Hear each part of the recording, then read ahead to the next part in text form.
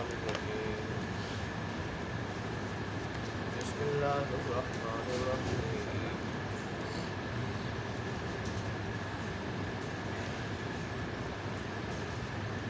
الذي جعل لكم الأنعام لتركبوا منها ومنها تأكلون ولكم فيها منافع ولتبلغوا عليها حاجة في صدوركم وعليها وعلى الفلك تحملون ويريكم آياته فأي آيات الله تنكرون أفلم يسيروا في الأرض فينظروا كيف كان عاقبة الذين من قبلهم كانوا أكثر منهم وأشد قوة وآثارا في الأرض فما أغنى عنهم ما كانوا يكسبون فلما جاءتهم رسلهم بالبينات فرحوا بما عندهم من العلم وحاق بهم ما كانوا به يستهزئون فلما رأوا بأسنا قالوا آمنا بالله وحده وكفرنا بما كنا به مشركين فلم يكن ينفعهم إيمانهم لما رأوا بأسنا سنة الله التي قد خلت في عباده وخسر هنالك الكافرون. صفحہ 569 ہے، آخری رکوع ہے سورہ مومن کا آخری رکوع ہے اللہ.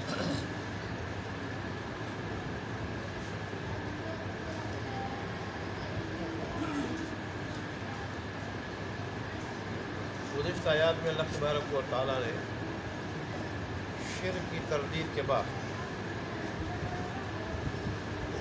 رسول اللہ صلی اللہ علیہ وآلہ وسلم اور آپ کے پیروکاروں کو تسلی دی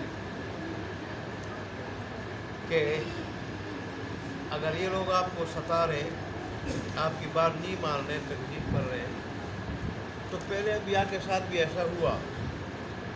آخر اللہ تبارک و تعالیٰ نے مخالفین کو مٹایا، انبیاء ان کے پیروکاروں کو کامیابی عطا فرمائی، غلبہ عطا فرمایا. تو آج کی آیات میں اللہ تبارک و تعالیٰ نے پہلے تو اپنی وحدانیت کامل قدرت کے کچھ دلائل دیے ہیں، اور اس کے بعد پھر مکہ کے کافروں بلکہ قیامت تک آنے والے کافروں اور باغیوں کو اللہ تبارک و تعالیٰ نے سابقہ اقوام کا واسطہ دے کے درس عبرت دیا ہے. درس عبرت سابقہ اقوام یاد دلا کے ان کا عذاب، ان کی سزا، ان کا مٹنا یاد دلا کے درس عبرت دیا. چنانچہ اللہ تبارک و تعالیٰ نے اپنی کامل قدرت کے دلائل، جو وحدانیت کے بھی دلائل ہیں، وہ یہ ذکر کیے ہیں کہ اللہ تبارک نے فرمایا کہ دیکھو،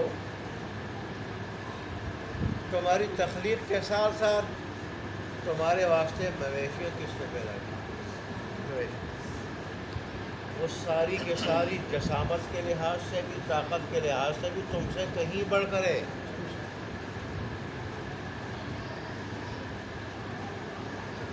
ایک بیل اگر صرف لات مار دے تو انسان کو اٹھا کے ادھر پھینک،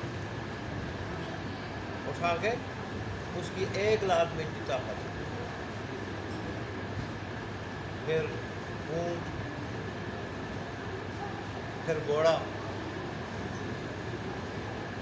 تو اللہ تبارک و تعالیٰ نے فرمایا جسامت میں بھی بڑھے، طاقت میں بھی بڑھے، لیکن میں نے وہ تمہارا خادم بنا دیا، تمہارا تابع بنا دیا، فرمان بردار بنا دیا. یہی وجہ ہے یہ چھوٹا سا انسان بلکہ اس کا بچہ مارتا بھی ہے، ڈنڈے مارتا ہے، اور ظاہر ہے وہ ڈنڈے انہیں چبھتے بھی ہیں، لگتے بھی ہیں، تو بھی کچھ کہتے نہیں. مویشیوں کو پیدا کیا، ان میں سے لے کے 8 قسم تو وہ ہے کہ جو اس کے ساتھ مانوس ہے اس کے ساتھ، اس کے گھر میں پالے جاتے ہیں، اور پھر مختلف فائدے اٹھاتا ہے ان سے، ان پہ سواری بھی کرتا ہے انسان، اور ان کا گوشت بھی کھاتا ہے۔ دیکھیں اونٹ، اسی طرح گائے، بھیڑ، بکری، ہمارے علاقوں میں بھینس، یہ 3-4 قسم کے جانور ایسے ہیں نر مادہ جو انسان گھروں میں پالتے، انسان ان پہ سواری بھی کرتا ہے، جیسے اونٹ اس پہ سوار بھی ہوتا ہے، جیسے بیل، پہلے زمانے میں بیل پہ بھی سواری کی جاتی تھی، آج کل کے اگرچہ آج کل کے اس دور میں تقریباً وہ ختم ہو چکی، لیکن اونٹ پہ تو آج کل بھی سواری کی جاتی ہے۔ ریگستانوں کا جہاز کہلاتا ہے اونٹ، صحرائی اور ریگستانی علاقے کا جہاز، اس میں بڑا تیز دوڑتا ہے وہ، اور تپتی ہوئی ریت پہ کہ انسان پاؤں نہیں رکھ سکتا چلتا ہے، وہ اونٹ 2-3 بلکہ کئی دن تک بھوکا اور پیاسا سفر کرتا ہے۔ اللہ نے اس کے اندر ایک خاصیت رکھی ہے۔ پھر دیکھیں بیلوں کے ذریعے کھیتی باڑی بھی ہوتی ہے، بیلوں کے ذریعے کھیتی باڑی بھی ہوتی ہے۔ پنجاب کے بعض علاقوں میں اور پنڈی میں نے خود دیکھا کہ 2 بیل جو ہے نا، ان کے پیچھے وہ ایک گاڑی باندھی جاتی ہے جو ٹانگا ہوتا ہے، اور اس گاڑی میں اینٹیں رکھی جاتی تھی، اور ایک جگہ سے دوسری جگہ اینٹوں کو لے جایا جاتا تھا۔ تو اللہ تبارک و تعالیٰ فرماتا ہے کہ دیکھ حضرت انسان، میں تیرے اوپر کتنا مہربان ہوں، اور میرے تیرے اوپر کتنے احسانات ہیں، خود تیرا اپنا وجود بھی عجیب و غریب، پچھلے درس میں اس کا تذکرہ ہو چکا۔ پھر اور کھانے پینے کی نعمتوں کے علاوہ یہ مویشیاں دیکھیں، سوار بھی ہوتے ہیں ان پہ، اور پھر جو ان کا گوشت بھی کھاتے ہیں، اور فرمایا ان میں تمہارے لیے اور بھی فائدہ ہے، اور فائدہ کیا ہے؟ دودھ بھی پیتے ہو، اور دودھ کے بارے میں اللہ تبارک و تعالیٰ نے فرمایا کہ دودھ کے اوپر ایک نجاست، دودھ کے نیچے ایک نجاست، اور بیچ میں دودھ، اور تینوں مایا، جام نہیں، جمی ہوئی چیزیں نہیں، بہنے والی چیزیں تینوں، خون ہے، گوبر ہے اور دودھ ہے۔ لیکن اس کے باوجود مجال کیا ہے کہ ایک نجاست اوپر ہے، اوپر والی بہنے والی، اس کا ایک قطرہ دودھ میں آ جائے، یا نیچے جو بہنے والی ہے اس کا ایک قطرہ اس میں کیا ہو جائے، مل جائے۔ اللہ فرماتے ہیں کہ خون اور گوبر کے درمیان سے میں دودھ نکالتا ہوں، اس کی رنگت کیسی سفید، کیا گوبر کی آمیزش ہے اس میں؟ کیا خون کی معمولی آمیزش ہے اس میں؟ رنگت کے اعتبار سے، ذائقے کے اعتبار سے، 2 نجاستوں کے درمیان پاک و صاف، خوشگوار، ذائقے والا، آسانی سے بڑے مزے کے ساتھ حلق سے اترنے والا دودھ تمہیں کون پلاتا؟ ہے اللہ۔ اس کے علاوہ جانوروں میں دیکھیں، ان جانوروں کی کھالیں، جانوروں کی اون، جانوروں کے بال، اور پھر بال کی ہڈیاں جو مصنوعی کھاد میں اور چیزوں میں استعمال ہوتی ہیں۔ کھالوں سے کتنی چیزیں بنتی ہیں، پرس اور بھی طرح طرح کی چیزیں ان کھالوں سے بنتی ہیں۔ سردی کے اندر کوٹ جو ہم پہنتے ہیں، اللہ فرماتا ہے کہ ان جانوروں کے اندر کھانے کے، سوار ہونے کے، اور گوشت کھانے کے، اور اس کے علاوہ بہت سارے فائدے ہیں۔ اللہ تبارک و تعالیٰ فرماتے ہیں کہ انہی جانوروں کے ذریعے تم اپنے کسی کام سے ایک شہر سے دوسرے شہر پہنچتے ہو، ایک شہر سے دوسرے شہر پہنچتے ہو۔ اللہ نے فرمایا صرف یہ نہیں، کشتیوں پہ بھی میں تمہیں سوار کرتا ہوں، کشتیوں پہ۔ اور پھر دیکھیں یہ جو جانور ہیں نا، کھانے پینے والے، جن میں سواری کی نعمت بھی ہے، دودھ پینے کی نعمت بھی ہے، گوشت کھانے کی بھی نعمت ہے، اون وغیرہ کھالوں سے فائدہ اٹھانے کے علاوہ بعض جانور ایسے ہیں جن کو کھایا تو نہیں جاتا، دودھ ان کا استعمال نہیں ہو سکتا، لیکن وہ بھی جو ہے نا کام آتے ہیں، سواری کے کام آتے ہیں، اور بار برداری کے کام آتے ہیں، جیسے خچر ہے، جیسے گدھا ہے، جیسے گھوڑا۔ اللہ اور گھوڑا تو ایک ایسا جانور ہے کہ رسول نے فرمایا کہ اللہ نے قیامت کے دن تک اس کی پیشانی میں خیر رکھی، اس سے مسلمانوں کو فائدہ ہوتا رہے گا۔ چنانچہ اس مشینری دور میں کہ گھوڑے کی اب پہلے کی طرح ضرورت نہیں رہی، پھر بھی ہر ملک کے فوج میں ایک حصہ فوجیوں کا وہ گھڑ سواروں پہ مشتمل ہوتا ہے۔ گھڑ سواروں، پہاڑی علاقوں میں بعض ایسے علاقے ہوتے ہیں کہ وہاں گاڑیاں مشینری نہیں جا سکتی، وہ چیزیں ضرورت کی پھر گھوڑوں پہ پہنچائے جاتے ہیں۔ اللہ تبارک و تعالیٰ اپنی کامل قدرت اور یہی اللہ کی وحدانیت کی بھی کیا ہے دلائل ہے کہ یہ کام اگر کوئی اور کر سکتا ہے، یہ چوپائے کوئی اور پیدا کر سکتا ہے، اور اتنی بڑی جسامت میں اور طاقت میں 5 6 7 فٹ کے انسان کے تابع کوئی اور کر سکتا ہے، پھر وہ بھی خدا ہو سکے گا، معبود ہو سکے گا۔ اور اگر کوئی اور نہیں کر سکتا تو پھر میرے سوا کوئی خدا معبود برحق نہیں ہے۔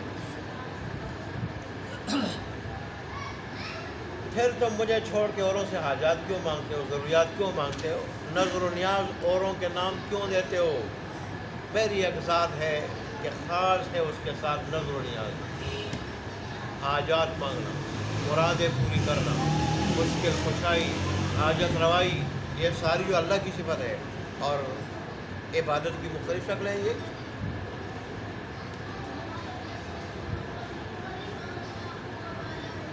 اللہ تبارک و تعالیٰ فرماتے ہیں کہ دیکھو میں تمہیں اپنی آیات نشانیاں دکھاتا ہوں، کامل قدرت کی، اپنی وحدانیت کی، یہ ساری میری کامل قدرت کی نشانیاں ہیں۔ آسمانوں کو دیکھو، زمینوں کو دیکھو، پہاڑوں کو دیکھو، شمسی عجیب و غریب نظام کو دیکھو۔ سورہ واقعہ میں اللہ تبارک و تعالیٰ نے قرآن مجید کی حقانیت کی قسم کھائی اس شمسی نظام سے، اس شمسی، اور پھر فرمایا کہ یہ میں نے بہت بڑی قسم کھائی ہے اگر تم غور فکر کرو تو، اگر تم سمجھو تو۔ مطلب کیا؟ یہ شمسی نظام کتنا بڑا ہے، آج تک سائنسدان تحقیق کر کر کر کر کے اس کے ایک معمولی سے حصے تک پہنچے ہیں، اور معمولی سے حصے تک پہنچنے کے باوجود بھی وہ دنگ ہے کہ عجیب و غریب کیا ہے نظام ہے۔ سارا نظام کیسا ہے وہ میں جانتا ہوں، میں نے اس نظام کی قسم کھائی ہے۔ یہ قرآن بڑی عزت والا، قرآن بڑی عزت والا ہے۔ کیا مطلب ہے؟ اس کو جو پڑھے گا، اس پہ عمل کرے گا، وہ دونوں جہانوں میں عزت والا بنے گا، اور جو اس کو پڑھے گا نہیں، اس کو دیکھے گا نہیں، اس پہ عمل نہیں کرے گا، وہ نہ اس جہان میں عزت حاصل کر سکتا ہے نہ اس جہان میں عزت حاصل کر سکتا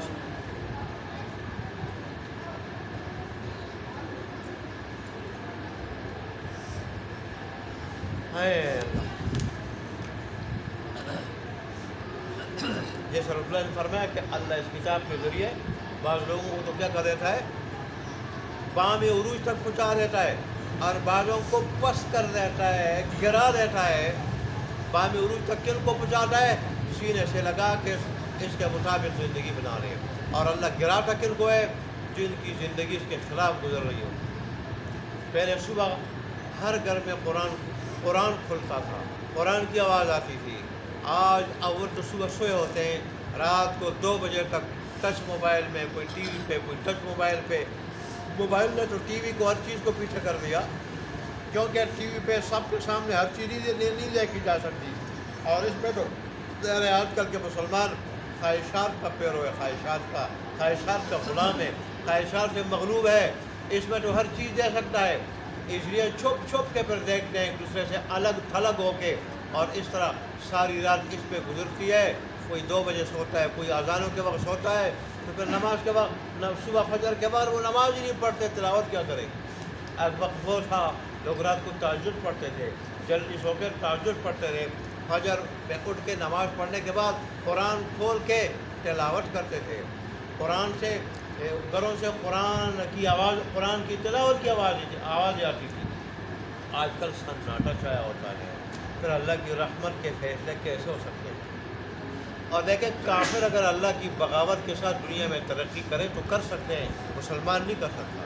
وجہ اس کی یہ ہے کہ کافر کا وہ جہان نہیں، اس جہان میں اس کا کوئی حصہ نہیں، یہ وہ دائمی جہان بھی لے اور پھر یہاں بھی اپنی مرضی سے رہے، نہیں ہو سکتا ایسا۔ اس جہان میں باغی ہوگا، پھر ذلیل ہوگا، غلام ہوگا، پریشان ہوگا۔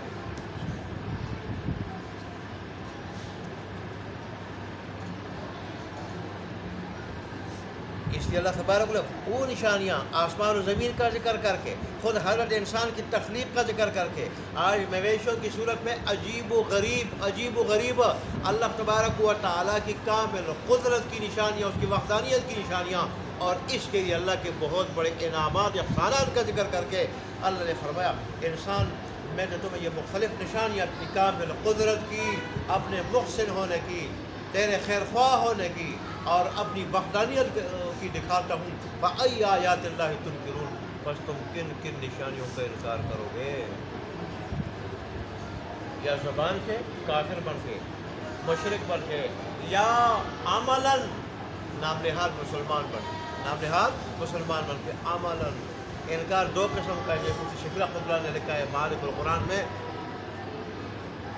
معرکۃ الآراء تفسیر، دو قسم، زبان سے جو کفر ہے اور غیر میں دائمی اس کا ٹھکانہ جہنم ہے، اور ایک عملاً جو فسق ہے، نافرمانی ہے، بغاوت ہے، جو آدمی کو ابتدائی نجات نہیں دلا سکتا، ابتدائی نجات کے لیے کامل مومن ہونا، کامل مسلمان ہونا ضروری ہے۔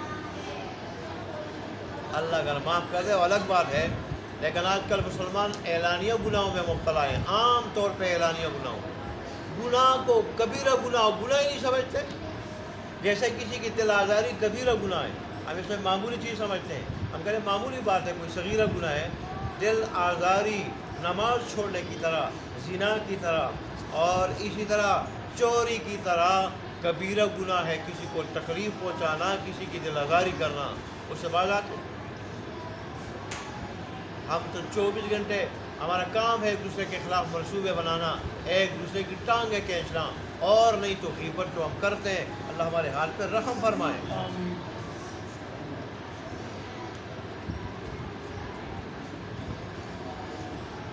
یہ تو اللہ تبارک و تعالیٰ نے اپنی نعمتیں یاد دلا کے بات بتائی کہ دیکھیں یہ جہاں میری نعمتیں، میں میری کامل قدرت کی نشانیاں بھی ہیں، تو کن کن نشانیوں کو دیکھ کے تم انکار کرو گے مکہ والو؟ اور قرآن کا اسلوب بیان، انداز بیان عام ہے، اس سے ہر دور کا کافر اور باغی مراد، ہر دور۔ یہ آیت ایسی ہے، وہ تو حکیم ذات ہے، اس کے پاس اندازوں کی کیا کمی ہے، خزانے، اس کے پاس الفاظ کی کیا کمی ہے، خزانے۔ اس نے انداز بیان، انداز خطاب ایسا اپنایا کہ جو اس وقت کے کافر و مشرکوں کو بھی تھا وہ خطاب، تو قیامت تک آنے والے کافر اور مشرک اور باغیوں سے وہ کیا ہے؟ خطاب ہے، اور خطاب بن سکتا ہے۔ آج کے کافروں کے لیے بھی خطاب ہے، آج کے باغیوں کے لیے بھی کیا ہے؟ خطاب ہے۔ پھر اس کے بعد اللہ تبارک و تعالیٰ نے وہی سارے کافروں کو اس وقت سے لے کے قیامت تک آنے والے سارے باغیوں کو سابقہ اقوام کے واقعات، ہلاکت کے، تباہی کے، بربادی کے یاد دلا کے جھنجھوڑا ہے کہ دیکھو وہ طاقت میں تم سے زیادہ، تعداد میں تم سے زیادہ، اور اپنی کاریگری، مہارت، انجینئرنگ کے جو نشانات انہوں نے زمین میں چھوڑے ہیں، بڑے بڑے پہاڑ تراش کے، نقش و نگار کر کے پہاڑوں سے محلات بنانا، اتنے ماہر قسم کے کاریگر لوگ تھے، اتنی طاقت والے تھے، لیکن اس کے باوجود جب ہمارے انبیاء کے خلاف تھے، دین کو ماننے والے نہیں تھے، اس پہ عمل کرنے والے نہیں تھے، قبول کرنے والے نہیں تھے، تو ہم نے ان کو ایسا کیسا مٹایا، اور پھر وہ ساری کی ساری کمائی ان کے کام ان کے کام نہیں آئی، ان کے کام نہیں آئی، نہ مال و دولت، نہ جھتے، تعداد ان کی، اور نہ ان کی جسمانی طاقت، نہ مہارت، نہ ذہانت، کوئی چیز کام نہیں آئی۔ آج بھی اللہ کہہ رہا ہے، وہ بھی کہتے تھے جب انبیاء کہتے تھے کہ بھئی اللہ تبارک و تعالیٰ کے بھیجے ہوئے دین کو قبول کرو، تو وہ کیا کہتے تھے؟ وہ کہتے ہیں ہمارے پاس جو ہنر ہے، ہم فلسفی ہیں، ہم سائنسدان ہیں، ہمارے لیے یہ علم کافی ہے، تم انبیاء جاؤ جاہلوں کی ان پڑھ لوگوں کی تربیت کرو، ہمیں تمہاری پیروی کی ضرورت نہیں ہے۔ وہ بھی کہتے تھے جیسے آج کل کا کافر بھی اسے اپنی سائنس پہ، ٹیکنالوجی پہ اور سائنس اور ٹیکنالوجی کی ترقی پہ اس کو ناز ہے، فخر ہے، اور وہ کہتے ہیں ہمیں اسلام قبول کرنے کی ضرورت نہیں ہے۔ یہ ہر دور میں ایسا ہوتا رہا، ہر دور میں۔ اب ان کا علم کیا ہوتا ہے؟ دنیا کی زندگی گزارنے کا، دنیا کی زندگی میں ترقی کرنے کا وہ علم ہوتا ہے، وہ ہنر ہوتا ہے کہیں سائنس اور ٹیکنالوجی کا، کہیں فلسفے کا علم جس سے دنیا میں آدمی ترقی کرتا ہے، دنیاوی معیشت کا علم، معاد آخرت کے ساتھ اس علم کا کوئی تعلق نہیں۔ اگر ان لوگوں کے پاس، یا آج کل جو لوگ ہیں یہ دنیاوی معیشت کا علم رکھنے والے، دنیاوی معیشت، دنیاوی ترقی کا دوسرے الفاظ میں علم رکھنے والے، اگر ان کے پاس آسمانی علم، دینی علم جس کو علم معاد کہا جاتا ہے، علم معاد، لوٹنے کی جگہ کا علم، لوٹنے کی جگہ کا معاد کہتے ہیں، لوٹنے کی جگہ وہ کیا ہے؟ آخرت۔ اگر دینی علم ہوتا ٹھیک، جو انہیں بتاتا کہ بھئی اصل ٹھکانہ آخرت ہے، اصل گھر آخرت ہے، اصل زندگی آخرت کی ہے، وہ علم ہوتا تو یہ بتاتا وہ، اور پھر یہ دنیا کے پجاری نہ بنتے اور اپنی ساری توانائیاں، ساری قوتیں صرف دنیا کے لیے نہ خرچ کرتے اور صرف دنیا تک نہ سوچتے، بلکہ دنیا سے آگے زیادہ آخرت کے لیے سوچتے۔ اللہ تبارک و تعالیٰ نے فرمایا ان کے پاس بھی ہے سائنس کا، ٹیکنالوجی کا اور فلسفے کا علم تھا، اس پہ مغرور تھے، تو اس کی وجہ سے وہ کیا آسمانی علم کی طرف انہوں نے دیکھا نہیں۔ حالانکہ آسمانی علم ایسا ہے کہ جو دنیا بھی سکھاتا ہے، آخرت بھی، دنیا بھی سکھاتا ہے، آخرت بھی، لیکن بتاتا یہ ہے کہ مقصود آخرت ہے، دنیا نہیں ہے، اور دنیاوی زندگی دیتا ہے، دنیاوی زندگی کو سکون کا نام ہے، سکون کا۔ موسیٰ علیہ السلام کے وقت میں ایک فلسفی تھا، اس کو کسی نے کہا کہ موسیٰ علیہ السلام کی پیروی کر لے، ان کی غلامی اختیار کر لے، کامیاب ہو جاؤ۔ اور اس نے کہا کہ مجھے ان کی غلامی اختیار کرنے کی ضرورت نہیں، میں عالم فاضل آدمی ہوں۔ علم کس چیز کا تھا؟ فاضل کس چیز کا تھا؟ وہ جو فلسفے کا علم تھا، جو دنیا سکھاتا تھا، دنیا سکھاتا تھا، دنیاوی زندگی کیسے گزارنی، اس میں ترقی کیسے کرنی ہے۔ فلسفہ اور سائنس تو یہی سکھاتی ہے، دونوں چیزیں۔ تو اس نے کہا کہ یہ انبیاء آتے ہیں ان پڑھ لوگوں کی تربیت کے لیے، ہمیں ان سے تربیت لینے کی ضرورت نہیں۔ آج دیکھیں امریکہ میں کتنے بڑے بڑے سائنسدان ہیں، فلسفی ہیں، ایسے ہی چائنا کے کتنے بڑے سائنسدان ہیں، لیکن ان کا جو علم ہے انہیں صرف دنیا سکھا رہا ہے، دنیاوی معیشت۔ تو یہاں تو چاند پہ پہنچ چکے ہیں، فضا سے آگے چاند سے اب مریخ پہ جانے کی کوشش کر رہے ہیں، لیکن آخرت کے اعتبار سے اندھے، بیوقوف اور پاگل ہیں۔ کیوں؟ کہ دنیا کا علم تو ہے، آخرت کا علم نہیں۔ آخرت کا علم کس چیز سے حاصل ہوتا ہے؟ آسمانی علم سے، آسمانی علم سے۔ اس کو کہا جائے علم معاد، علم اسی آسمانی علم کو، دینی علم کو علم معاد کہا جاتا ہے، کہ یہ لوٹنے کی جگہ بتاتا ہے، لوٹنے کی جگہ بتاتا، دکھاتا ہے کہ اصل لوٹنے کی جگہ، رہنے کی جگہ گھر آخرت ہے۔ ایران والے رسول اللہ صلی اللہ علیہ وسلم کی بات کیوں نہیں مانتے تھے؟ اور بعد میں خلفائے راشدین کے دور میں ان کو فتح کیا گیا، تلوار کے زور سے ان کو لیا گیا۔ وجہ وہ کہتے ہیں یہ عرب کے لوگ ان پڑھ ہیں، ہماری جو ہے نا کئی عرصے سے ہماری حکومت چلی آ رہی ہے، ہم میں دانشور موجود ہیں، تعلیم یافتہ لوگ موجود ہیں، وہ حقیقت میں تعلیم یافتہ نہیں، تعلیم آفتہ۔ یہ جو لارڈ مکالے کی تعلیم ہے، لائی ہوئی تعلیم، یہ انسان کو تعلیم یافتہ نہیں، تعلیم یافتہ آفت وہ بنا دیتی ہے اگر انسان کے پاس آسمانی علم، وہی کی رہنمائی نہ ہو، وہی کی رہنمائی نہ ہو۔ اللہ اکبر۔ اسی طرح افلاطون جو عیسیٰ علیہ السلام کے دور میں گزرا ہے، اس کو یا کسی اور بڑے فلسفی کو کسی نے کہا کہ عیسیٰ علیہ السلام اللہ کا نبی ہے اور اس پہ ایمان لے آؤ، پیروکار بن جاؤ تاکہ تم کامیاب ہو جاؤ۔ اس نے جا کے عیسیٰ علیہ السلام کا امتحان لینا چاہا، عیسیٰ علیہ السلام کا امتحان لینا چاہا۔ یہ جو یہ جو سائنس ٹیکنالوجی کا علم رکھتے ہیں، دنیاوی ترقی کا علم، یہ اس پہ بڑے مغرور ہوتے ہیں۔ اور نبی صلی اللہ علیہ وسلم کو کیا کہا کہ یہ بتا دو کہ یہ آسمان اور یہ زمین، سارے کے سارے آسمان، ساری کی ساری زمین اگر کمان بن جائے اور دنیا کے حوادثات تیر بن جائے اور دونوں چیزوں کو چلانے والا اللہ ہو تو پھر تم کہاں پناہ لوگے؟ تو عیسیٰ علیہ السلام نے برجستہ فرمایا کہ پھر دوڑتے ہوئے اللہ تبارک و تعالیٰ کے دامن میں پناہ لیں گے۔ اللہ تبارک و تعالیٰ کے دامن میں، کہ دونوں چیزوں کو چلانے والا وہی ہو، تو ظاہر پناہ بھی پھر وہی مل سکتی ہے، اس کے سوا کہاں پناہ مل سکتی ہے؟ تو کہنے لگا تو واقعی اللہ کا نبی ہو۔ اس مشکل سوال کا جواب اللہ کے نبی کے سوا کوئی نہیں دے سکتا، لیکن مجھے آپ کو ماننا اور آپ کی پیروی کرنے کی ضرورت نہیں، اس لیے کہ آپ تو ان پڑھ اور نہ پڑھے ہوئے لوگ، غریب لوگوں کے لیے تم جو کیا نبی بن کے آئے ہو۔ ان پڑھ لوگوں کی تربیت کرنا یہ انبیاء کا کام ہوتا ہے۔ ہم عالم فاضل لوگ ہیں، ہمیں آپ کی پیروی کی ضرورت نہیں۔ اس طرح ایمان سے وہی معروم رہا جیسے ایرانی کہتے تھے کہ ہمیں عرب کی پیروی کی اور اسے علم لینے کی ضرورت نہیں ہے۔ جب قرآن اترا عرب پہ، رسول اللہ صلی اللہ علیہ وسلم پہ، تو وہ کہتے ہیں ہم ان کی پیروی نہیں کرتے۔